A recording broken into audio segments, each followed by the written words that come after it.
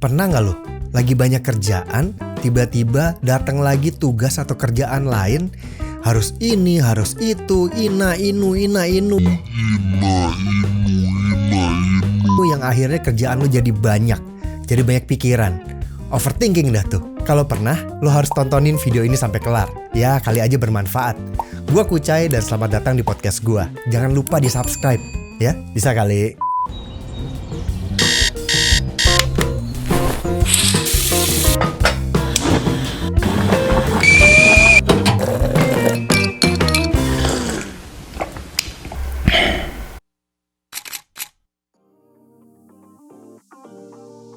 Kalau pernah, umumnya itu bakal jadi banyak mikirin mana yang harus kelar duluan, mana yang harus dikerjain duluan.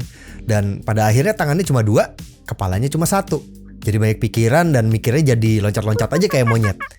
Padahal kalau misalkan di kerjaan, ya semua kerjaan itu tetap harus kelar semua. Dibanding dapat surat cinta dari HRD atau surat peringatan yang akhirnya dipecat.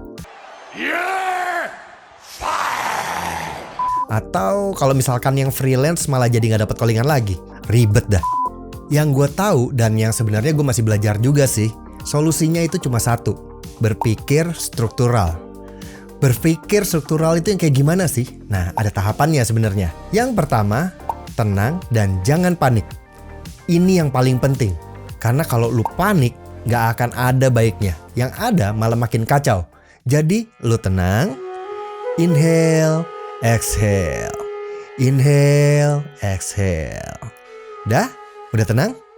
Karena kalau lu udah tenang, kita baru bisa ke poin yang berikutnya. Yang kedua, memetakan apa yang harus lo lakuin dan dikategoriin. Jadi lo list aja deh tuh, apa aja yang harus lo lakuin, abis itu lo bagi, dikategoriin sesuai skala prioritasnya. Nanti bakal ketahuan, misalkan mana yang harus lo lakuin duluan, mana yang harus lo lakuin nantian.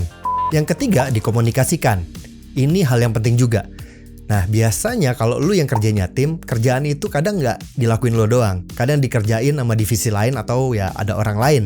Dalam bekerja, kadang ada aja lah yang namanya kita nemuin kendala atau mungkin kadang kitanya yang lagi overload. Nah, ini yang sebenarnya perlu dikomunikasiin ke rekan kerja kita atau ya kadang ke klien juga. Mungkin kalau dikomunikasiin, kita bisa dapat solusi kayak misalkan penyesuaian deadline atau mungkin solusi-solusi lain dari kendala yang kita hadapin. Terus yang keempat nih, gunain bantuan teknologi. Karena kadang ada aja lah kita namanya manusia kadang lupa atau ke-distract sama kerjaan-kerjaan kita. Jadi, teknologi ini sebenarnya bisa membantu pekerjaan kita. Jadi misalnya lo bisa pakai Google Sheet buat bikin list kerjaan atau buat bikin timeline. Atau bisa juga lo pakai Anydo. Bisa juga pakai Asana, pakai Lark, pakai Monday.com, dan masih banyak lagi. Sebenarnya itu semua gue lakuin di kerjaan gue sebagai produser.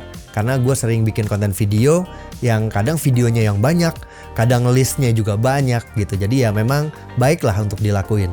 Dan buat lu yang mungkin punya masalah yang sama, kerjaan lagi banyak, lagi bertubi-tubi, lagi numpuk-numpuknya, mungkin bisalah coba lakuin poin-poin yang tadi. Semua tips tadi sebenarnya sederhana tapi butuh disiplin.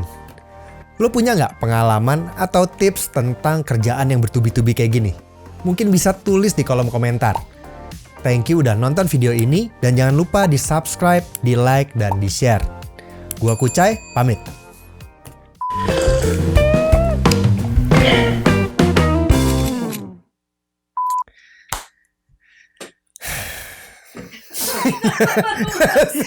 Kali aja bermanfaat.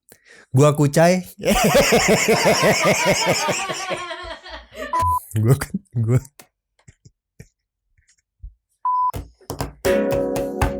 Bagus.